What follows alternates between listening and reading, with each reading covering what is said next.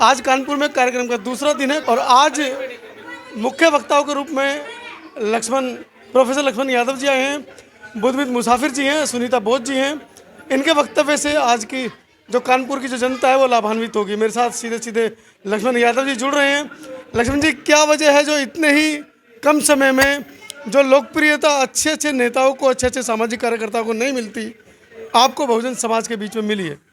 नहीं, मुझे लगता है कि ये बहुजन समाज के लोगों का बड़प्पन है, ये उनका प्रेम है कि वो हमें सम्मानित कर रहे हैं, हमें जानते हैं। तो ये सारी कुछ चीज़ें इसलिए हो पाई क्योंकि हम लोगों का विचार एक हो गया। हमने उन किताबों, उन विचारों, उन नायक नायिकाओं को पढ़ना, उन्हें जीना शुरू किया तो हमें पता चला कि इस देश में तो करोड़ों लोग हैं जो उन्हें जी रहे हैं। तो हम लोगों का एक तालमेल बन गया, लोग प्रेम दे रहे हैं। ये मुझे लगता है कि ये सब कुछ बिरसा, फुले, अम्बेडकर, पेरियार की वजह से है। इसमें हमारी कोई काबिलियत नहीं है।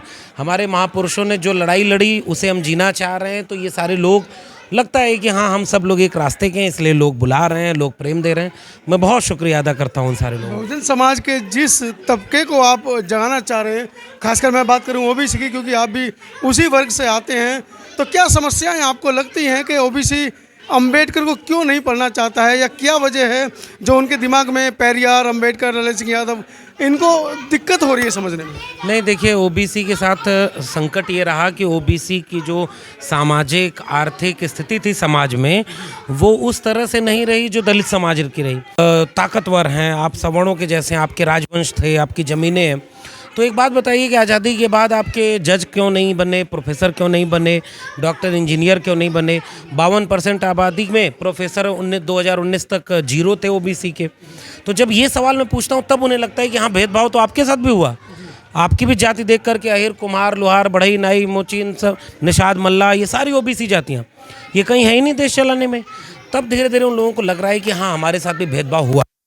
और हम लोगों की यही है कि इस आधी आबादी देश की जो ओबीसी की है, इनको ये बात समझाई जाए, लोगों को पढ़ाया जाए, क्योंकि लोगों को पढ़ाई से दूर कर दिया गया।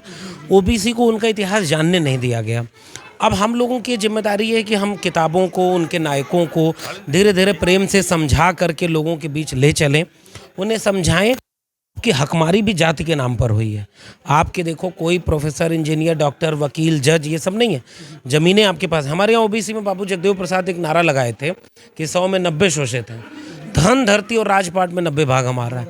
तो वही चीज़ आप लोगों को समझानी है कि इस देश की 90% संपत्ति पर, ज़मीन पर, नौकरी, शिक्षा पर, इस देश को चलाने में 90% वंचित, शोषित की एका बनाने की ज़रूरत है। और हम लोग उसी की कोशिश कर रहे हैं। कितना आप लोग इतना समझा रहे हैं, इतना तमाम बुद्धिजीवी वर्ग निकल कर आ रहा है, उसके बावजूद भी यहाँ पर मैं कड़वी सच्चाई भी एक कहना चाहूँ जो मैंने खुद ने झेला है कि ओबीसी के अंदर 3 जातियाँ, खासकर जाट, गुर्जर और यादव, ये 3 जातियाँ सबसे ज़्यादा बहुजन समाज के ऊपर अत्याचार करने में, अगर आंकड़े देखे जाएं तो इन तीनों जातियों का सबसे ऊपर नाम आता है। देखिए, जाट और गुर्जर का मामला तो ऐसा, उनका बहुत हाल तक राजवंश रहा अभी तक, और ज़मीनें उनके पास हैं। जबकि बौद्ध जो जाट राजा थे वो खुद बौद्ध के अनुयायी रहे। बौद्ध अनुयायी रहे, लेकिन वो बौद्ध परंपरा को आगे नहीं बढ़ पाई। वो ज़मीन का जो अकड़ है, पैसे के अकड़ है, राजवंश होने का, ये बहुत जल्दी जाती नहीं है। जब कोई व्यक्ति शूद्र होने की वंचना झेला होता है तो उसे महसूस होता है कि जात तो ये चीज़ है। जिसने झेला ही नहीं, यादवों ने झेला ही नहीं, कम झेला है। हालांकि अब जब मुख्यमंत्री बनने के बाद कुर्सी धुलाई गई गंगा जल से, तो धीरे धीरे समझ में आ रहा है। हिसाब से गंगा जल से नहीं, गंदे जल से। अब ये आप कहिए, मैं तो इस तरह नहीं कहूँगा, लेकिन जो समझ में आया ना, हमारे यहाँ ओबीसी के 2 नेता एक साथ मुख्यमंत्री थे। कर्पूरी ठाकुर बिहार में थे और यूपी में रामनरेश यादव थे। तो दिल्ली से जब नारा चलाया उन लोगों ने कि दिल्ली से चमड़ा भेजा संदेश और बार बनावें कर्पूरी और भैंस चरावें रामनरेश, जब मैं ये सब बात याद दिलाता हूँ कि भले आप राजा रहे हो, भले आपके पास ज़मीन रही हो, सब कुछ रहा हो, लेकिन आपका अपमान देखिए जात के नाम पर कितना किया गया। ये समझाना पड़ेगा। देखिए, जो अछूत होने का दंश नहीं झेला, जाट और गुर्जर तो कहते ही नहीं आज भी उनको नौकरी चाहिए, वो तो राजा हैं। आप उनसे कहो कि हिंदू धर्म छोड़ दो तो वो आपके ऊपर अत्याचार का एक और वजह होती है, पता है? ज़मीन जो थोड़ी बहुत इन जातियों के पास थी ना, तो उत्पादन संबंधों में मजदूर और मालिक का जो संबंध होता है, तो उसमें हमेशा ये शोषण बना रहेगा। मालिक की प्रवृत्ति है कि वो मजदूर का शोषण करे। ये जब उत्पादन संबंध बदल रहा है ना, तो धीरे धीरे ओबीसी को समझ में आ रहा है कि भाई आप ज़मीन लेकर के भी राज नहीं कर पाए, ज़मीन तो आपकी चली गई और ये अंबानी अडानी खातों ज़मीन बेच दी गई, आपके डॉक्टर इंजीनियर वकील बन नहीं पाए। तो अब जो एका बन रही है, अब इसको भी देखिए, ओबीसी समाज में नए लोग अब उभर रहे हैं। और जैसे मैं जो कोशिश कर रहा हूँ वो यही, आप विश्वविद्यालय में पढ़ने वाले किसी जागरूक ओबीसी से पूछिए तो वो कभी भी दलित के खिलाफ एक शब्द नहीं बोलेगा। उसको ये समझ में आएगा पढ़ने के बाद कि अंबेडकर, फूले, पेरियार की लड़ाई एक ही थी। तो हमें थोड़ा समय लगेगा। हिंदू धर्म का नफरत ऐसी भर दी गई है ना, धीरे धीरे जाएगी।